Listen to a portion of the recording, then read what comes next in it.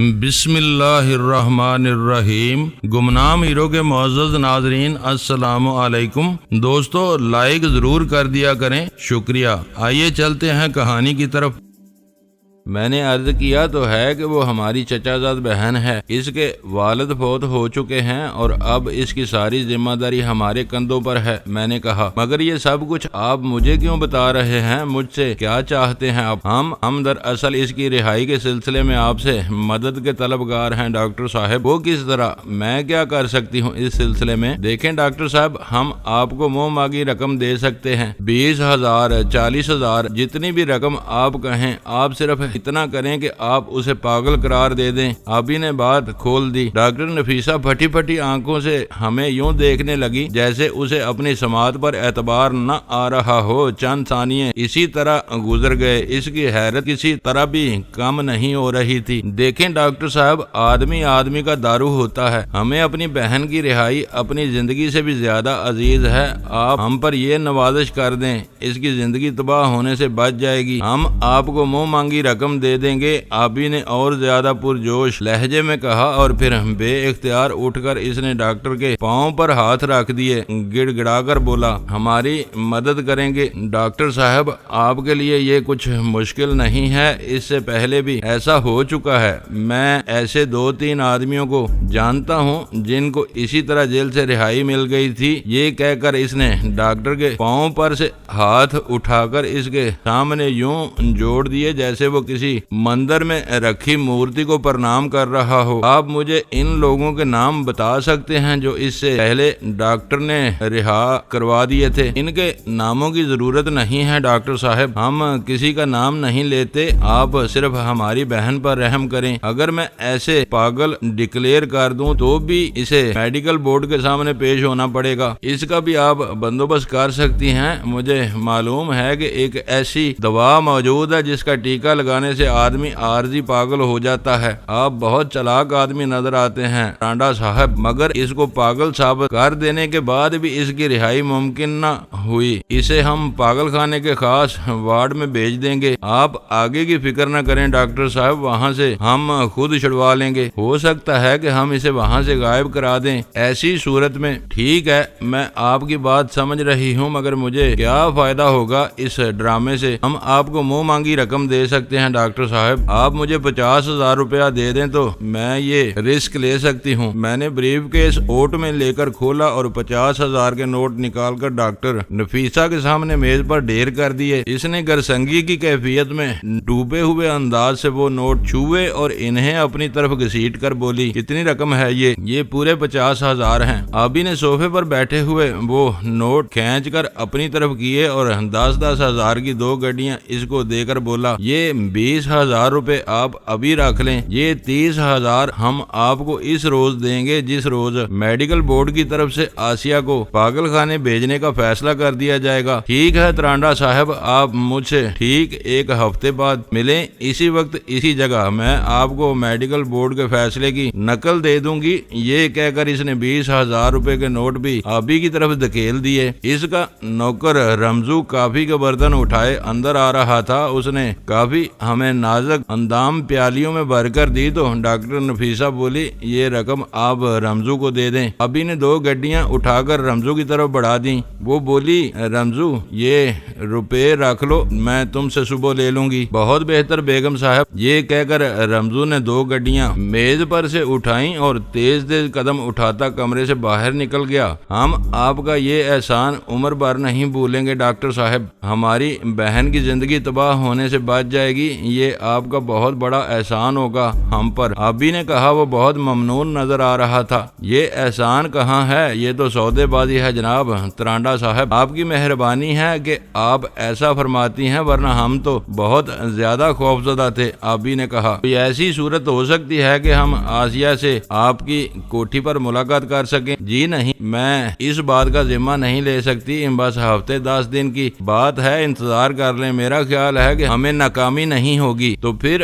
ہمیں اجازت دیں جناب، ہم آج سے ٹھیک 1 ہفتے بعد آپ سے یہیں مل لیں گے۔ بہتر ہے، میں کل سے اپنا کام شروع کر دوں گی۔ اس سلسلے میں مجھے آسیہ کو بھی اعتماد میں لینا ہوگا۔ ظاہر ہے ڈاکٹر صاحب اس کے بغیر تو کام نہیں چلے گا۔ میں نے کہا اچھا تو پھر آپ مجھے اپنی بہن کے نام ایک خط لکھ دیں، میں اس کی بنا پر کل اس سے بات کروں گی۔ اسے معلوم تو ہونا چاہیے کہ یہ سب کچھ آپ کے ایما پر ہو رہا ہے۔ یہ بہت عمدہ خیال ہے آپ کا، کاغذ منگوائیے، میں اس کے نام آپ کو رکا لکھ دیتا ہوں۔ میں نے خوش ہو کر کہا کیا یہ بہتر نہیں ہوگا کہ ہم کل خود اس سے مل لیں؟ کسی بات کا تحریر میں آنا ہمارے لیے کسی بھی وقت نقصان دہ ثابت ہو سکتا ہے۔ آبی نے میرا ہاتھ دباتے ہوئے کہا ہاں یہ تو اور بھی اچھا ہے، آپ کل اس سے خود مل لیں یا کسی اور کو اس کے پاس بھیج دیں۔ اسے ذہنی طور پر اس مرحلے کے لیے تیار کرنا بے حد ضروری ہے۔ اگر وہ اچھی اداکاری کر سکے تو اسے ٹیکہ لگانے کی بھی ضرورت بھی نہ ہوگی۔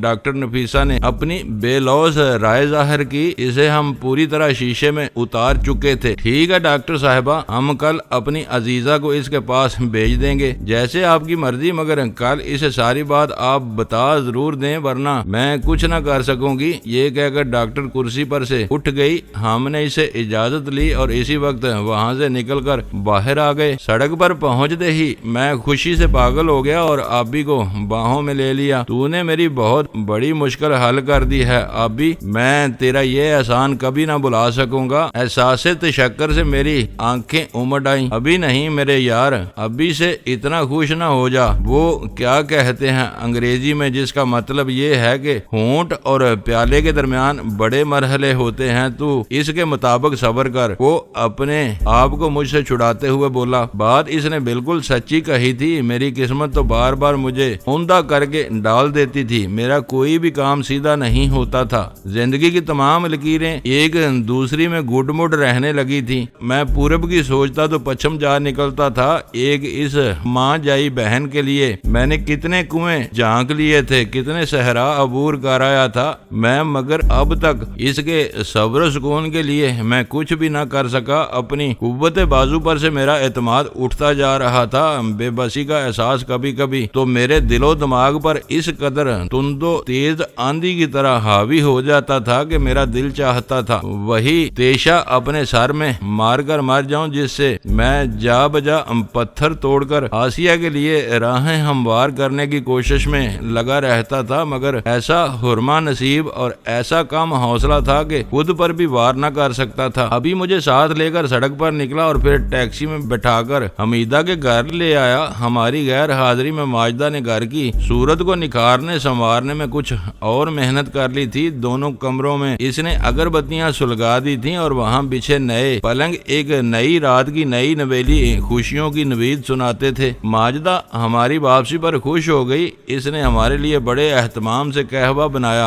اور ان خوبصورت فرانسیسی پیالیوں میں بھر کر ہمیں دیا جو وہ اسی دن خرید کر لائی تھی۔ وہ بہار کے تازہ جھونکے کی طرح اس گھر کے خزاں زدہ ماحول میں پھر گئی تھی اور چند ہی گھنٹوں میں اس نے اس کے کمروں اور صحن کے ہونٹوں پر جمی یاسیت و نحوست اور حزن و یاس کی ساری پپڑیاں اتار ڈالی تھی۔ ہر طرف زندگی کا چمکتا چھلکتا احساس اس نے اجاگر کر دیا تھا، اگرچہ وہ سب روشنی، وہ ساری چکا چوند اس پیسے کی مرہون منت تھی جو اپنی سہیلی کے لیے ماجدہ نے وہاں بے درے خرچ کیا تھا، مگر جس دل سے، جس گرم جوشی اور جس احسار و خلوص کے جذبے سے سرشار ہو کر اس نے وہ سب کچھ کیا تھا، اسی کا فیض تھا کہ وہ خانہ و محزون جو کرن کو ترستا تھا، رات ہونے سے پہلے تک بقیا نور بن گیا تھا۔ آدمی کیا کچھ نہیں کر سکتا، مگر آدمی کے آگے پیسہ چلے تو بات بنتی ہے، اور یہ پیسہ ماجدہ نے لمحوں کی لہر پر چلتے ہوئے آہو کے گھر سے اڑا لیا تھا۔ مجھے معلوم تھا کہ آہو کی تجوری میں بھی وہ پیسہ اس کی اپنی جگر کاری کی وجہ سے جمع نہیں ہوا تھا، وہ سب کا سب ہیرا پھیری کا ثمر تھا، اور اس تجوری کو بھر دینے میں آبی جیسے لوگوں کا ہاتھ تھا، مگر جس چابک دستی اور خوش اسلوبی سے ماجدہ نے اس پر ہاتھ صاف کیا تھا، اس پر مجھے حیرت ہوئی تھی۔ وہ آہو کے گھر میں تنہا تھی اور وہ دونوں کمرے میں پلنگ کے اوپر اوندے پڑے تھے، وہ مزاحمت نہیں کر سکتے تھے، اور ماجدہ کو جب پہلا ٹیلی فون ملا تو اس کا دل بلیوں اچھل گیا ہوگا ہوگا۔ اس کی حیثیت وہاں نہ چاہتے ہوئے بھی مجرم ایسی بن چکی تھی، وہ خوف سے سرتاپا لبریز گھر تھا، کیونکہ وہاں سے ہم ہو کر گزر گئے تھے۔ پھر بھی اس نے اپنے اوسان خطا نہ ہونے دیے اور بڑی دل جمی سے وہ اپنی پسند کی چیزیں اٹیچی کیس میں ڈالتی رہی تھی۔ جب پولیس نے وہاں دستک دی تو اس نے عقل سے کام لے کر باہر کی ساری صورتحال دروازے میں لگے عدسے میں سے دیکھ لی۔ وہ خوف سے لرز رہی ہوگی، اس کی وہاں گرفتاری اسے زبردست مصیبت میں مبتلا کر سکتی تھی۔ پھر بھی وہ اپنے حواس کو قابو میں رکھتے ہوئے دروازے پر سے ہٹی۔ اوپر جا کر اس نے برقع پہنا اور اٹیچی کیس اٹھا کر پچھلے دروازے سے بے آواز نکل کر مجیدن کے گھر جا پہنچی۔ یہ سب کے سب بڑے حوصلہ شکن مراحل تھے، پھر بھی وہ انہیں بخیر و خوبی طے کر گئی۔ اس نے مجھے مجیدن کے گھر میں کچھ بھی تو نہیں بتایا تھا، اس رقم کا ذکر تو وہ گول ہی کر گئی تھی۔ اس کے آہنی اعصاب کی میں جتنی بھی تعریف کروں کم ہے۔ وہ اپنے لیے آہو کے گھر سے بہت کچھ سمیٹ لائی تھی اور مطمئن یوں تھی کہ وہ میرے ساتھ تھی۔ اسے یقین تھا کہ اگر کسی مرحلے پر اس سے پوچھ گچھ ہوئی تو کوئی بھی حتیٰ کہ آہو بھی اس کے خلاف کوئی ثبوت پیش نہ کر سکے گا، بالکل اسی طرح جس طرح وہ گجرات کے ہسپتال میں بڑے چودھری کرامت اور اس کے نوکر فیروز کے وابیلے پر گرفتار ہونے کے باوجود ضمانت پر رہا ہو کر میرے پاس چلی آئی تھی، محض اس لیے کہ اس کے خلاف وہاں بھی کوئی ٹھوس ثبوت کسی کے پاس موجود نہیں تھا۔ ہمیں قہوہ پلانے کے بعد وہ ہمارے لیے تشتری میں رکھ کر ڈھیر سارے خشک میوے لے آئی، بادام، چلگوزے، اخروٹ، مونگ پھلی اور الابلا۔ اس کے وجود سے خوشی کی کرنیں پھوٹتی نظر آتی تھی۔ خریداری کے دوران خود کو بھی نہیں بھولی تھی، اپنے لیے عمدہ قسم کی 3 ساڑیاں بھی خرید لائی تھی اور وہ اس وقت گلابی رنگ کی ساڑی میں ملبوس تھی جس نے اس کے سراپوں کو اور زیادہ دلکش بنا دیا تھا۔ ہم اس وقت ڈائننگ ٹیبل کے گرد بیٹھے تھے، ہم دونوں ایک طرف تھے اور ماجدہ ہمارے سامنے میز کی دوسری طرف بیٹھی تھی۔ وہ حمیدہ واپس نہیں آئے گی آج؟ آبی نے پوچھا۔ وہ مسلسل سگریٹ پھونکتا چلا جا رہا تھا اور میرے دل میں یہ خدشہ جنم لے رہا تھا کہ آبی بھی ماجدہ کی طرف ملتفت ہو رہا ہے۔ اس کی نگاہیں عجیب سی تشنگی کا پتہ دیتی تھیں اور میں ڈرتا تھا کہ ماجدہ ہمارے درمیان وجہ تنازع نہ بن جائے، کیونکہ ماجدہ کا رویہ اس شمع کا سا تھا جو محفل میں موجود ہر شخص کو روشنی بخشتی ہے۔ پھر بھی میں جب سوچتا تھا تو اس کے دل میں آبی کے لیے بہنوں ایسا جذبہ ضرور موجود ہوگا۔ جب اس نے حمیدہ کے بارے میں پوچھا تو ماجدہ بڑے دل فریب انداز میں بولی، جی نہیں، وہ بچوں کے پاس ہی رہے گی، آج کی رات اس کے گھر کے آپ مالک ہیں۔ جیلانی بھائی میں تو چلا، مجھے سخت نیند آ رہی ہے، مجھے کہاں سلائیں گے آپ لوگ؟ ماجدہ کی آنکھوں میں شرارت ناچ گئی، بدن کو لہرا کر بولی، ان سے پوچھیں بستروں کی الاٹمنٹ یہی کریں گے؟ ہاں، یہ کمشنر بہاریت لگا ہوا ہے نا ادھر، بتا بھائی کدھر لیٹوں؟ میرے سینے پر لیٹ میرے یار، تیرے لیے تو میری جان بھی حاضر ہے۔ میں نے باہیں اس کی طرف پھیلا دی۔ آبی کا چہرہ کھل اٹھا۔ میرا جملہ سن کر وہ مسکراتا ہوا دوسرے کمرے میں چلا گیا۔ صبح جب ہم 7 بجے سو کر اٹھے تو میں نے دیکھا کہ آبی بستر پہ موجود نہیں تھا، اس کی تمام چیزیں البتہ وہیں تھیں۔ ماجدہ نے پانی گرم کر دیا۔ نہا دھو کر جب میں ناشتے کی میز پر بیٹھا تو آبی واپس آ گیا، حمیدہ اس کے ساتھ تھی۔ ان کی زبانی معلوم ہوا کہ حمیدہ کے دونوں بچوں کی حالت بہت بہتر ہے اور ڈاکٹر ان کا علاج بڑی توندہی سے کر رہے تھے۔ بے نوا عورت اس صبح مجھے کل کی راکھ بیوہ کے مقابلے میں کہیں زیادہ بہتر نظر آئی۔ ماجدہ اس کے لیے بھی 4 جوڑے کپڑے خرید لائی تھی۔ اس نے اسی وقت اسے نہلا دھلا کر ایک نیا جوڑا پہنا دیا اور پھر اس نے مجھے الگ لے جا کر کہا کہ میں اسے 20,000 روپیہ دے دوں جو کل رات اس نے مجھے دیا تھا۔ مجھے کیا اعتراض ہو سکتا تھا؟ میں نے دوسرے کمرے میں لے جا کر اسے وہ رقم واپس کر دی۔ ماجدہ نے 10,000 تو اپنے اٹیچی کیس میں رکھے اور 10,000 روپے میرے سامنے اس نے حمیدہ کو دے دیے۔ بولی، یہ لیں باجی، یہ 10,000 روپیہ ہے، یہ انہوں نے آپ کے لیے دیا ہے، اپنے خرچ کے لیے رکھ لیں۔ 10,000؟ یہ کیا کہتی ہو ماجدہ؟ میں یہ رقم کیسے اتار سکوں گی؟ یہ میں آپ سے واپس لینے کے لیے نہیں دے رہی ہوں، آپ کی بہن کے ہاتھ آپ کے بھائی کا ادنا نذرانہ ہے۔ ماجدہ نے کہا، یہ رقم رکھ لیں بہن جی، آپ کو ضرورت پڑی تو ہم اور بھی دیں گے۔ یہ سامان بھی ماجدہ نے آپ کو خرید دیا ہے، یہ اس کی طرف سے آپ کے لیے حقیر تحفہ ہے۔ ہسپتال میں جتنا روپیہ خرچ ہوگا وہ بھی ہم ادا کریں گے، آپ بس خوش خوش رہا کریں۔ اللہ آپ کا بھلا کرے بھائی، میں تو بے آسرا ہو کر رہ گئی تھی، کئی دنوں سے میرے بچے بیمار ہیں، میری آمدنی کا کوئی بھی ذریعہ نہیں، آپ تو میرے لیے فرشتہ رحمت ثابت ہوئے ہیں، میں کس منہ سے آپ کا شکریہ ادا کروں؟ آپ نے نوکری کیوں چھوڑ دی بہن جی؟ میری نظر کمزور ہو گئی ہے بھائی، اور سماعت بھی، اس لیے مجھے نوکری چھوڑنی پڑی۔ اللہ کرم کرے گا بہن جی، بس اب آپ بالکل کوئی فکر نہ کریں۔ یہ سامان پسند آیا آپ کو؟ میں تو دیکھ دیکھ کر حیران ہو رہی ہوں، اس ماجدہ نے تو میرے گھر کی قسمت بدل دی ہے، اللہ اس کے باغ اور روشن کرے۔ بس ساری دعائیں مجھے ہی نہ دے دو باجی، کچھ اپنے لیے بھی رکھ لو، یہ ساری چیزیں آبی بھائی نے خود پسند کی تھیں آپ کے لیے۔ ہاں میرا نام بھی لکھوا دو شہیدوں میں۔ بہن جی یہ جو ہے نا، اس کی زبان بہت چلتی ہے، بس ذرا بچ کے رہیں اس سے۔ آبی نے کہا وہ کرسی پر بیٹھا اطمینان سے سگریٹ پھونک رہا تھا، معلوم یہ ہوتا تھا کہ وہ صبح صبح اٹھ کر حمیدہ کی طرف چل دیا تھا اس کے بچوں کی خیریت دریافت کرنے کے لیے۔ ماجدہ نے آبی کے سامنے بھی ناشتہ رکھ دیا، حمیدہ نے بھی ناشتہ نہیں کیا تھا، وہ بھی وہیں بیٹھ کر کھانے لگی۔ ڈائننگ میز کے فارمیکا پر وہ بار بار ہاتھ پھیر کر اس کی چکناہٹ کو سرا رہی تھی۔ ناشتے سے فارغ ہو کر اس نے ماجدہ کی خریدی ہوئی ایک ایک چیز دیکھی اور اسے قدم قدم پر ڈھیروں دعائیں دیتی رہی۔ کسی مجبور بے کس آدمی کو اچانک اتنی ساری خوشیاں دے دینے سے جو خوشی آدمی کو محسوس ہوتی ہے اس کا اندازہ ہی نہیں کیا جا سکتا۔ عجیب سا احساس ربوبیت دل میں ابھرنے لگتا ہے۔ میں آبی اور ماجدہ اس دکھوں کی ماری عورت کو گھر میں ادھر ادھر انبساط کی لہروں پر چلتے دیکھ کر مسرور ہو رہے تھے۔ اسے اپنے گھر سے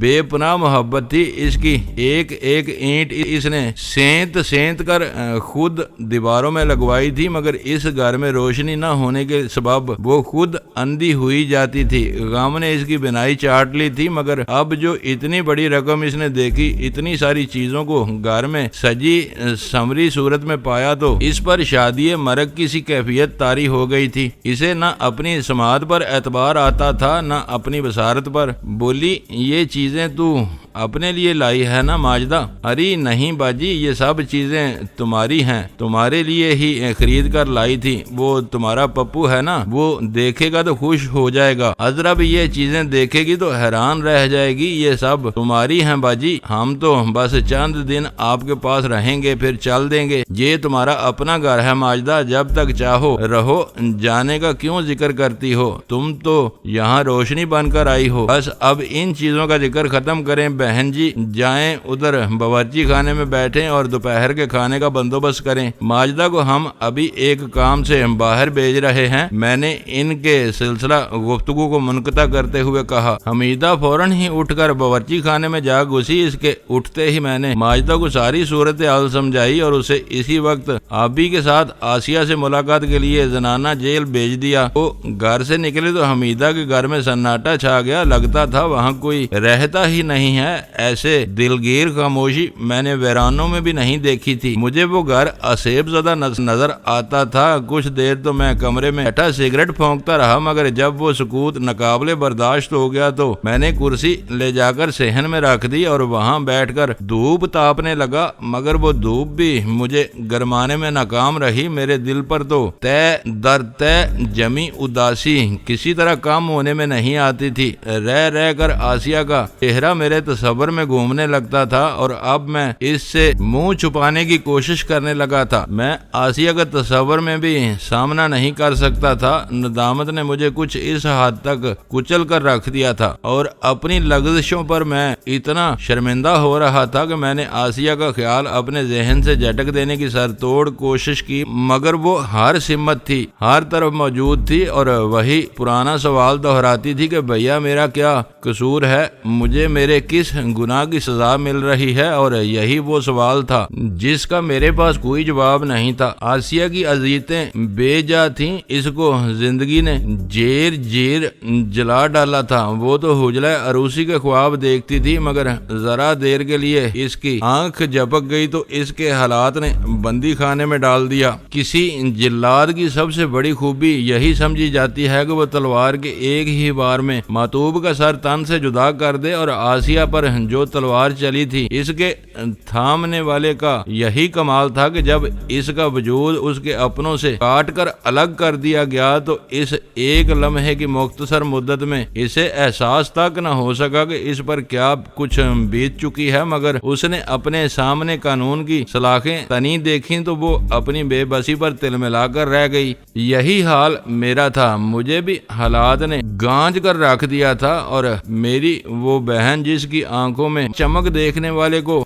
مسحور کر دیتی تھی اب بجھ کر رہ گئی تھی۔ اب وہ اپنے سامنے ماجدہ کو دیکھے گی تو خدا جانے دل میں کیا سوچے گی۔ ماجدہ سے میرے تعلق کا وہ کچھ نہ کچھ تو اندازہ کر ہی لے گی۔ جب ہم ایک ہی چھت تلے سوتے تھے تو وہ اس بات کا بہت خیال رکھتی تھی کہ اس کا بھائی غلط راستوں پر نہ چل نکلے۔ وہ اپنی کسی سہیلی کو بھی میری موجودگی میں گھر میں نہیں آنے دیتی تھی۔ وہ اپنے بھائی کو اندر سے بھی اتنا ہی خوبصورت دیکھنا پسند کرتی تھی جتنا وہ باہر سے تھا، مگر اب جو اسے ماجدہ کی آنکھوں میں میری تصویر نظر آئے گی تو وہ کس قدر پریشان ہوگی۔ یہ بات ممکن تھی کہ وہ ماجدہ کے لب و لہجے سے اندازہ نہ کر سکے کہ میرا اس سے کیا رشتہ ہے۔ میری سوچ مجھے دور دور لیے پھرتی تھی، میرے ذہن میں عجیب سے وسوسے اور اندیشے جنم لے رہے تھے۔ گرد و پیش مجھے لہو رنگ نظر آتا تھا، کوئی شے اچھی نہیں لگتی تھی۔ میں صحن میں بیٹھا سگریٹ پہ سگریٹ پھونکتا جا رہا تھا اور میری سمجھ میں نہیں آتا تھا کہ حالات کی پیچ در پیچ گرہیں میں کس طرح کھول سکوں گا۔ اس وقت صبح کے 9 بج چکے تھے، دھوپ سارے آنگن میں پھیل چکی تھی۔ اچانک مجھے اپنے پیچھے ایک خوفناک چیخ ابھرتی سنائی دی۔ میں نے ادھر نگاہ ڈالی تو دیکھا کہ ایک نوجوان عورت چادر میں لپٹی ہوئی دوسرے مکان کے باورچی خانے کی چھت پر سے حمیدہ کے کچے صحن میں گھاس پر کود گئی ہے۔ اس کے پیچھے ہی ایک آدمی پاگلوں کی طرح صحن میں کودا، اس کے ہاتھ میں چمکتا ہوا خنجر تھا۔ وہ نیچے گرا تو وہ عورت تیزی سے اٹھی اور پاگلوں کی طرح میری طرف لپکی۔ میں نے دیکھا کہ وہ اپنے بدن کو بستر کی چادر سے ڈھانپنے کی ناکام کوشش کر رہی تھی۔ وہ گھٹی گھٹی آواز میں بولی، بچاؤ، خدا کے لیے مجھے بچاؤ، یہ مجھے قتل کر دے گا۔ ابھی وہ میرے پاس پہنچی بھی نہیں تھی کہ وہ آدمی گندی گالیاں بکتا ہوا اس کی طرف شکرے ایسی تیزی سے لپکا اور پلک جھپکتے میں اس تک آ پہنچا۔ میرے لیے یہ سب کچھ ناقابل برداشت تھا۔ وہ خنجر سے اس کے برہنہ سینے پر وار کرنے ہی کو تھا کہ پورے قد سے اس پر جا پڑا اور اسے نیچے گرا کر میں نے وہ کلائی دبوچ لی جس میں اس نے خنجر تھام رکھا تھا۔ اس ظالم نے گرتے گرتے بھی اس عورت کو اپنی ٹانگوں میں یوں دبوچ لیا تھا کہ وہ ہل نہ سکتی تھی۔ وہ عورت بری طرح چیخ رہی تھی۔ میں نے اس آدمی کی کلائی مروڑ کر اس کے ہاتھ سے خنجر چھین کر پوری قوت سے اس کے منہ پر گونسا رسید کیا۔ وہ خاصا مضبوط جسم کا مالک تھا۔ اس نے خنجر تو چھوڑ دیا مگر پھر اس نے دونوں ہاتھوں سے میرے بال پکڑ کر مجھے جھنجھوڑ ڈالا۔ میں نے اپنے بال اس کی گرفت سے چھڑانے کے لیے اس کا نرخرا دبا دیا۔ یہ حربہ کارگر رہا۔ اس کا دم گھٹنے لگا تو اس نے میرے بال چھوڑ دیے۔ میں نے اس کی گردن پر سے اپنی گرفت ڈھیلی کی تو وہ منہ کھول کر مجھے کتے کی طرح پھاڑ کھانے کے لیے اوپر اٹھا۔ وہ عورت اب تک اس کی ٹانگوں میں پھنسی ہوئی تھی۔ وہ اپنی بے پناہ قوت کو 2 سمتوں میں صرف کر رہا تھا اور یہ اس کی قوت ارادی کا کمال تھا کہ وہ نہ مجھ سے ہار مان رہا تھا اور نہ وہ اس عورت کو چھوڑنے پر آمادہ تھا۔ اس نے پاگلوں کی طرح میرے بائیں ہاتھ کی 2 انگلیاں دانتوں میں لے کر دبائیں تو میں ڈرا کہ کہیں وہ میری انگلیاں ہی نہ کاٹ دے۔ میں نے مجبوراً اس کی گدی پر ہاتھ ڈال کر اس کی رگے احساس پوری قوت سے دبا دی اور وہ فوراً ہی بے سود ہو کر جھول گیا۔ میں نے اس عورت کو اس کی ٹانگوں سے نکالا تو وہ تیزی سے اٹھ کر کھڑی ہوئی۔ وہ یہی کوئی 23-24 سال کی نازک اندام سی عورت تھی۔ آنکھوں میں اس نے کاجل کے کرشمے سے شام کا سا سما پیدا کر رکھا تھا اور اس کے رخساروں پر غازے کی تہ نے اس کی دلکشی میں بے پناہ اضافہ کر دیا تھا۔ لبوں پر اس نے گہرے سرخ رنگ کی لپسٹک لگا رکھی تھی۔ وہ سر جھکائے میری طرف پیٹھ موڑ کر یوں کھڑی تھی کہ نگاہیں اس کی اس آدمی پر جمی تھیں جو اب بالکل بے ہوش ہو چکا تھا۔ حمیدہ کو شاید کچھ بھی معلوم نہ ہو سکا تھا، وہ ابھی تک باورچی خانے سے باہر نہ نکلی تھی جو ان کمروں کی دوسری طرف بنا ہوا تھا۔ یہ آدمی کون ہے؟ آپ کو کیوں مارنا چاہتا تھا؟ یہ میرا شوہر ہے، یہ مر تو نہیں گیا؟ اس نے دبی زبان میں کہا۔ چہرہ اب بھی اس کا میری طرف نہیں تھا۔ یہ آپ کا شوہر ہے؟ کمال ہے، مگر فکر نہ کریں، یہ مرا نہیں ہے۔ آئیں ادھر کمرے میں چلیں آئیں۔ میں نے اسے شانوں سے پکڑ کر اپنی طرف کھینچا تو وہ میرے سینے میں اپنا منہ چھپا کر سسکنے لگی۔ میں نے بڑی آہستگی سے اسے اپنے سے الگ کیا اور اسے ساتھ لے کر کمرے میں پہنچا۔ میں نے ماجدہ کے سلیپر اس کی طرف بڑھا دیے، وہ انہیں پاؤں میں پھنسا کر میرے سامنے ہی بستر پر بیٹھ گئی۔ نگاہیں اس کی جھکی ہوئی تھی اور مجھے یوں لگتا تھا جیسے وہ ابھی رو دے گی۔ کیا نام ہے آپ کا؟ میرا نام روحی ہے۔ یہ کیوں آپ کو مارنا چاہتا تھا؟ کیا نام ہے اس کا؟ اس کا نام اشفاق ہے، میرا شوہر ہے یہ۔ وہ تو آپ بتا چکی ہیں، مگر یہ آپ کے پیچھے خنجر لے کر کیوں دوڑا تھا؟ کیوں مارنا چاہتا تھا یہ آپ کو؟ اگر میں وہاں نہ ہوتا تو اس نے تو ختم کر دیا تھا آپ کو۔ وہ کچھ نہیں بولی، فرش پر نگاہیں جمائے بیٹھی رہی۔ میں نے اٹھ کر کمرے کے دونوں دروازے بند کر دیے اور پھر اس کے پہلو میں جا بیٹھا۔ وہ سرک کر پرے ہو گئی۔ مجھے بتائیں روحی کہ یہ معاملہ کیا تھا؟ وہ دراصل میرے ایک کزن ہیں جمال صاحب، وہ کوئی 1 گھنٹہ پہلے ہمارے گھر آئے تھے۔ اشفاق 7 بجے دفتر کے لیے روانہ ہو جاتے ہیں، مگر وہ آج کچھ ہی دیر بعد واپس آ گئے۔ انہوں نے واپس آ کر مجھے جمال صاحب کے پاس بیٹھے دیکھ لیا۔ اس پر وہ